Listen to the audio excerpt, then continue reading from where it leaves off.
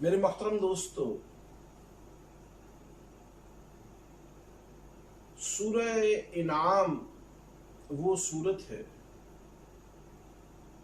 جس میں اللہ جل جلالہ نے مجوس کی اصلاح کے لیے انہیں دعوت الی التوحید دی۔ جیسا کہ میں نے عرض کیا تھا، سورہ بقرہ میں یہود کو دعوت الی التوحید اور دعوت الی الکتاب دی گئی تھی۔ اس کے بعد سورہ آل عمران میں نصارہ کو یعنی عیسائیوں کو دعوت الی التوحید اور دعوت الی القرآن دی گئی تھی۔ اس کے بعد سورہ نساء اور سورہ مائدہ میں اصلاح عرب مقصود، سورہ انعام میں اصلاح مجوس مقصود۔ یہاں پہلے رکوع میں اللہ جل جلالہ تین چیزوں کو بیان فرما رہے ہیں: توحید، کتاب اللہ اور رسالت۔ بتایا جا رہا ہے کہ اللہ جل جلالہ خالق خیر بھی ہے اور خالق شر بھی۔ نور بھی اللہ نے پیدا کیا اور ظلمت کا خالق بھی اللہ۔ لیکن توحید کے عقیدے پر قائم رہنے کے لیے اتباع کتاب اللہ بہت ضروری ہے۔ اگر اتباع کتاب اللہ نہ ہوگی تو انسان شر کی لعنت میں مبتلا ہو جائے گا، اور شر کی انتہا ابتلاء شرک ہے، اور انسان اگر کتاب اللہ کو چھوڑ دے گا تو مبتلا فی شرک ہو جائے گا۔ آج دنیا کی اقوام میں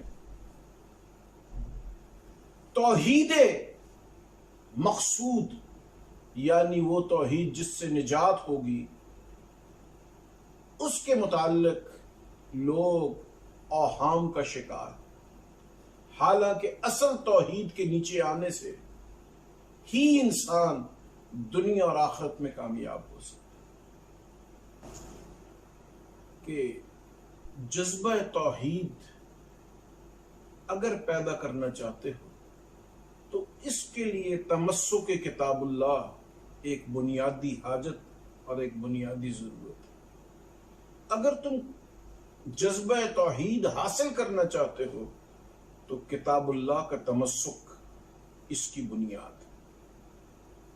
19ویں رکوع تک انہی قوانین کو بڑی شرح و بسط کے ساتھ بیان کیا گیا۔ یعنی اگر تم مسلمان رہنا چاہتے ہو تو عقیدہ توحید پر استقامت کے ساتھ ساتھ قوانین اسلامیہ پر عمل تمہاری کامیابی کے لیے بہت ضروری ہے۔ بنیادی قوانین کیا ہیں؟ اسلام کے قوانین، اللہ کی ذات پر ایمان، اس کے فرشتوں پر ایمان، بے حیائی کو چھوڑنا، والدین کو راضی رکھنا، اولاد کو قتل نہ کرنا، اولاد کو فاقے سے بچانے کے خیال سے قتل کر دینا، یتیموں کا مال ناحق کھانا، لوگوں کے ساتھ ظلم کرنا، ان تمام چیزوں سے روکا گیا۔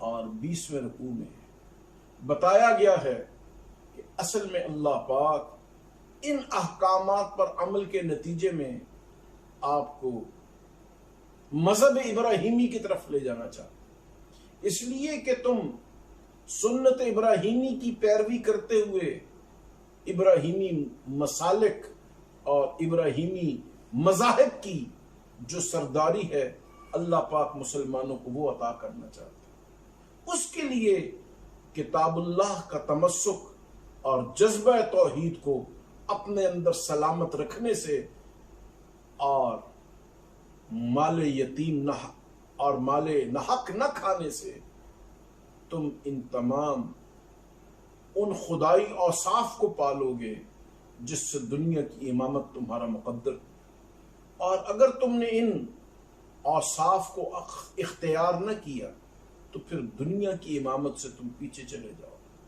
جیسا کہ آپ دیکھتے ہیں کہ آج دنیا کی امامت مسلمانوں کا حق ہے، لیکن کبھی ڈونلڈ ٹرمپ صاحب، کبھی اور کوئی حکمران اس کا دعویٰ کرتا ہے.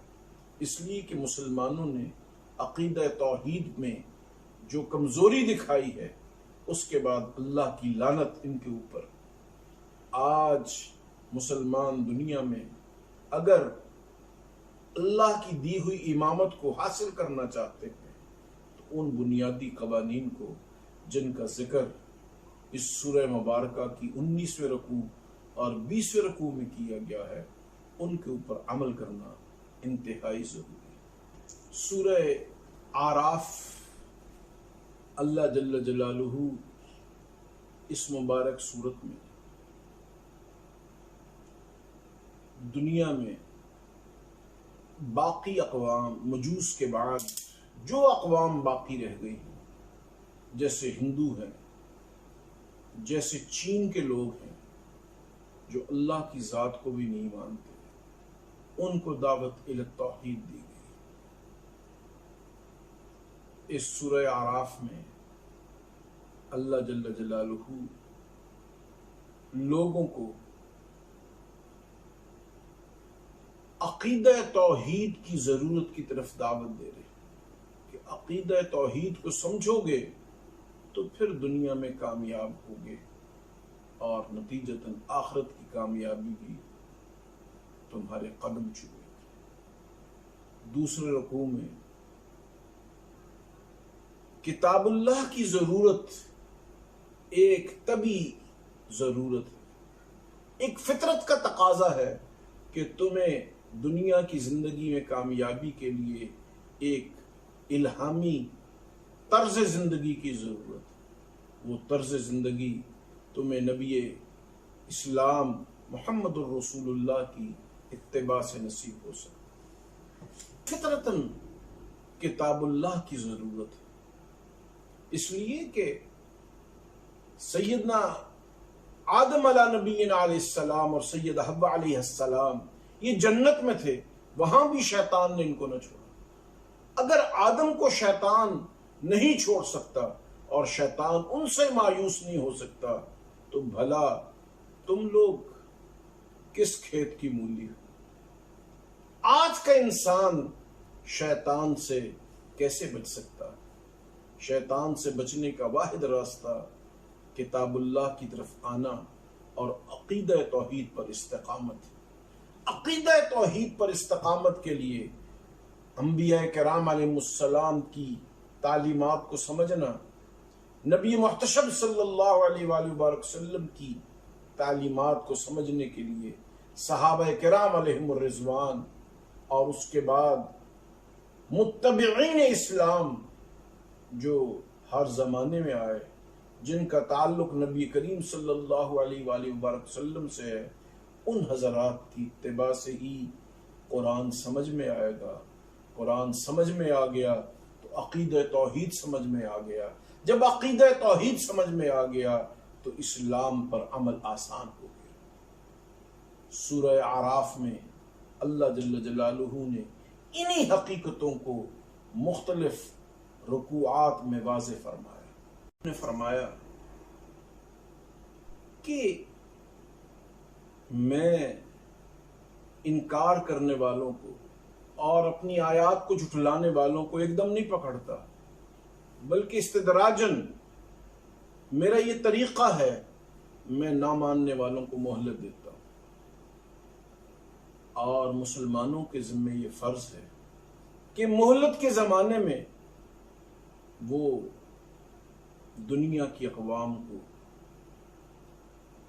تبلیغ کے ذریعے، مواعظ حسنہ کے ذریعے، عمدہ انداز کے ذریعے، لوگوں کی عقل کے پیمانے کے مطابق ان کے رواجات کی روشنی میں ان کو بتائیں کہ دعوت الی کتاب کتنی ضروری ہے، کہ کتاب اللہ کی اتباع کے بغیر کامیابی ممکن نہیں. لیکن جو مہلت اللہ کفار کو دیتا ہے، اس مہلت کے دور میں مسلمانوں کے ذمے یہ فرض ہے کہ وہ مواعظ حسنہ کے ذریعے تبلیغ کریں اور لوگوں کو اللہ کے قانون کی جامعیت اور اس کے نتائج کی خوبصورتی سے آگاہ کریں، اس لیے کہ قوانین اسلام کی جامعیت لوگوں کو بتانے سے اور اس پر عمل درآمد کے نتیجے میں جو اقوام عالم کو فوائد حاصل ہوں گے دنیا کی زندگی میں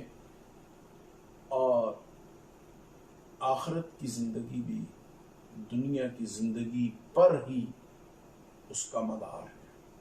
جو دنیا میں کامیاب ہو گئے وہ آخرت میں بھی یقیناً کامیاب۔ اس لیے کامیابی کا جامع قانون شریعت مطہرہ نے دیا، قرآن مجید نے دیا، اور اس کو غیر مسلم اقوام تک پہنچانا مسلمانوں کے ذمہ فرض ہے۔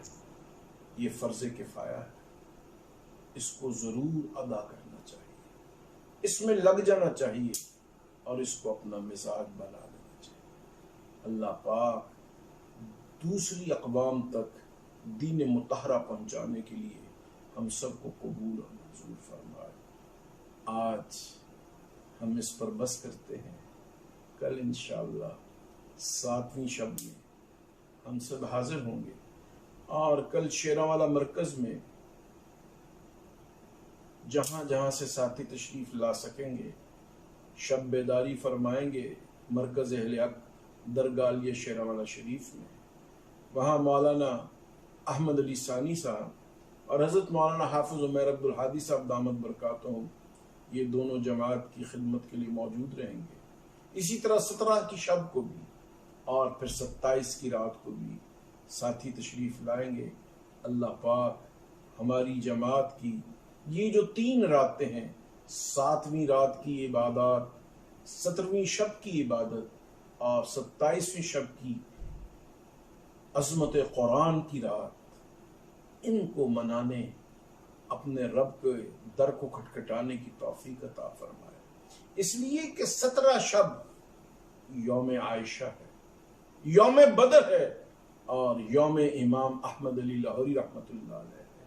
اللہ پاک ہمارے اکابر کی مبارک قبروں کو نور سے بھر دے اور ان کو کروٹ کروٹ جنت نصیب فرمائے۔ وآخر دعوانا الحمدللہ رب العالمین۔